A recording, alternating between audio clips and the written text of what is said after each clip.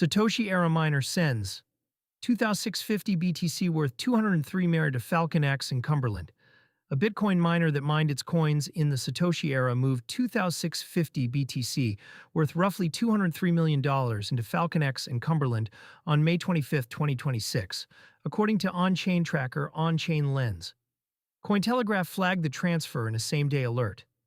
The deposit is notable because both venues are institutional OTC trading desks, not retail exchanges, and that is the channel large holders typically use when they intend to sell size without moving the public order book.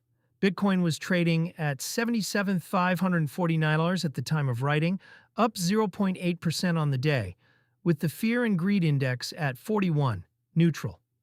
At that price, the deposit is worth $205.5 million on paper. A coin cohort that almost never moves wallets that mined in 2009 and early 2010 are tracked closely because they almost never spend. The Satoshi-Era label is used loosely for coins created in the first months after the network launched, when block subsidies were 50 BTC and difficulty was low enough for a single CPU to mine multiple blocks per day. Most of those coins sit untouched. Some are presumed lost. The supply that does still move is small, which is why a 2,050 BTC deposit from this cohort draws attention even at sub-300 miner scale.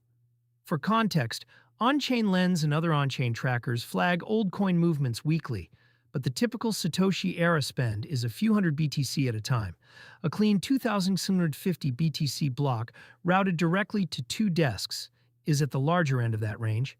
OTC routing as a sell signal, FalconX and Cumberland are two of the largest crypto OTC desks serving institutional clients and high-net-worth individuals.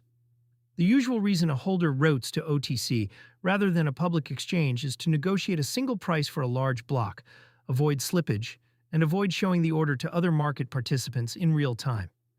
It is not a guarantee of a sale, since some clients use OTC desks for custody migrations or collateral posting. But it is the most common path to liquidation for blocks of this size. The deposit lands in a market that has been net bearish on Bitcoin demand. Apparent demand for Bitcoin recently fell to 147,000 BTC, the worst reading since December 2025, and ETF flows have been negative enough to push 2026 close to a net outflow year.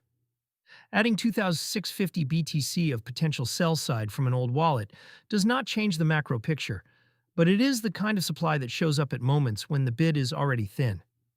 Cost basis is effectively zero. The seller's cost basis on these coins is, for practical purposes, electricity from 2009 or 2010. At 77,549, the realized gain on the block is roughly $205 million. That asymmetric position is one reason old coin sells are watched. The holder has no price floor.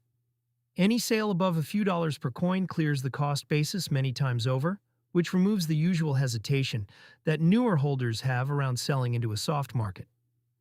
The flip side is that some Satoshi-Era holders are ideologically reluctant to sell and only do so during specific life events, estate planning, charity, or, in some cases, settlement of legal matters. Without an identity attached to the wallet, the motivation is unknowable. Trump Media's same-size deposit was a coincidence of number, not source. A separate 2,650 BTC deposit from Trump Media to Crypto.com was reported earlier this month. The size matched, but the source did not. That transfer came from a public corporate treasury moving custody, not from a dormant miner wallet.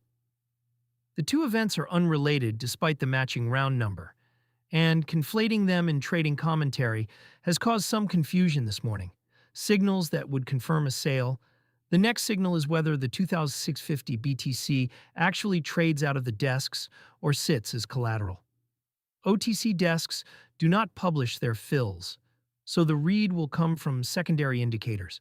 A price gap down on thin liquidity, a sudden uptick in stablecoin inflows into the desk's settlement wallets, or follow-on transfers from the desks to known exchange addresses over the next 24 to 72 hours. If none of those show up by midweek, the deposit is more likely a custody move than a sale.